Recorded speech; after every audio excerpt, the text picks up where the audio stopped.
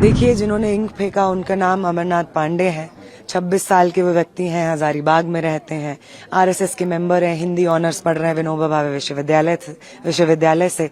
बाकी हम चाहेंगे कि पुलिस और प्रशासन भी अपना कुछ काम करे, हमें बताए कि वो व्यक्ति कैसे पहुंच गया हमारे प्रदर्शन में। और इतनी सारी पुलिस फोर्स तैनात थी हमारे मार्च के आसपास, आगे पीछे, वो व्यक्ति पहुंच कैसे पाया जहां पे महिलाएं खड़ी हैं या मैं खड़ी हूं, वहां पे इंक कैसे फेंक पाया। इसको ऐसे ही देख रहे हैं कि जो संभावना जंतर मंतर और देश भर में प्रोटेस्ट ने खोल दी कि आप अपने मुद्दों के लिए लड़ सकते हैं, और चाहे आपका लक्ष्य सत्ता पक्ष के लोग कितना ही नामुमकिन है ऐसा क्यों ना बोल दें, आप अपने तमाम संघर्ष के मुद्दों को हासिल कर सकते हैं, जीत सकते हैं। इस पॉसिबिलिटी को देश में जो पिछले महीने आंदोलन चला उसने खोल दिया है। और ये बहुत अच्छी बात है कि झारखंड के छात्रों ने उस मूवमेंट की एनर्जी को बरकरार रखा और आज स्टूडेंट्स जयपाल सिंह मुंडा स्टेडियम में संघर्षरत हैं, भूख हड़ताल पे बैठे हैं, अपने मुद्दों के लिए लड़ रहे हैं।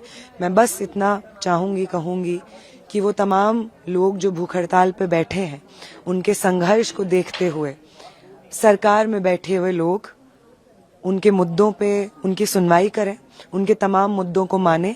क्योंकि मैं जानती हूं कि जिस जंतर मंतर पे हम भूख हड़ताल पे बैठे थे, उस जंतर मंतर पे जेएमएम के भी लोग आए थे समर्थन देने।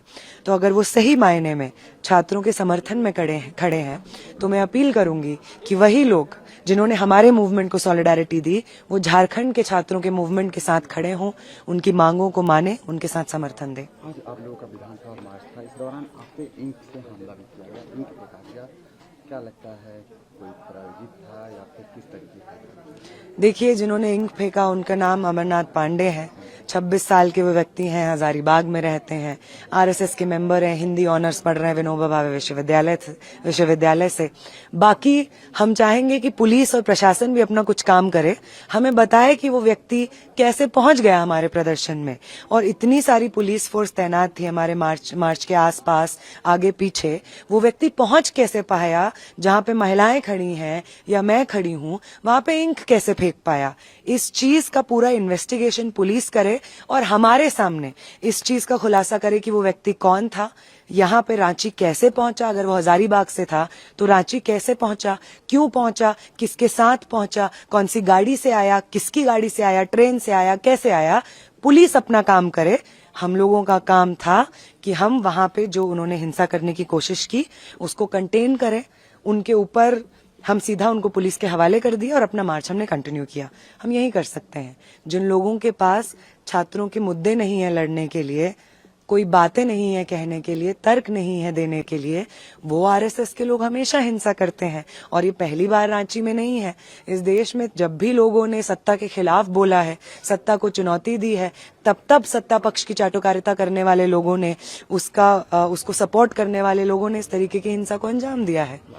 झारखंड में आपकी सपोर्टेड सरकार चल रही है, तो उनके जो छात्रों के मुद्दे हैं उसके लिए आपको सड़कों पे क्यों उतरना पड़ रहा है? क्योंकि सरकार में है, आप अपनी बात को कह सकती हैं, आपके विधायक हैं, मुख्यमंत्री से बातें रख सकती हैं, तो फिर सड़कों पे उतरने की क्या जरूरत है? हम सरकार में नहीं है, सरकार को बाहरी समर्थन देते हैं, पहली बात। दूसरी बात, सरकार में होते हुए जो हमारे साथी हैं, जनप्रतिनिधि हैं रूप जी, वो कल जो स्टूडेंट्स का प्रोटेस्ट हो रहा था जयपाल सिंह मुंडा स्टेडियम में, वहां पे छात्रों से मिलने गए और अपना पूर्ण समर्थन उनको जाहिर करने गए। आज जो मार्च निकला, विधानसभा मार्च, उस मार्च में भी कॉमरेड शामिल थे। तो जनप्रतिनिधि का क्या उत्तरदायित्व है और क्या करना चाहिए, अगर वो किसी को सीखना है तो आप बिल्कुल सीख सकते हैं हमारे साथी से, अरूप जी से। और बाकी दूसरी बात कि सरकार को आप बाहरी रूप से समर्थन देते हैं, तो आप सरकार से ये बात क्यों नहीं कर रहे हैं? बिल्कुल हम सरकार से ये बात कर रहे हैं और हम ये उनको बिल्कुल कह देना चाहते हैं कि आपको हम समर्थन दे रहे हैं भाजपा की छात्र विरोधी नीतियों पे भी, भाजपा की नफरत की राजनीति के खिलाफ, भाजपा की छात्र विरोधी नीतियों के खिलाफ। अगर आपने भाजपा का रुख अपना लिया तो भाजपा और आप में कोई फर्क नहीं रह जाएगा और फिर आपको समर्थन देने की जो कंडीशन है वो भी नहीं रह जाएगी।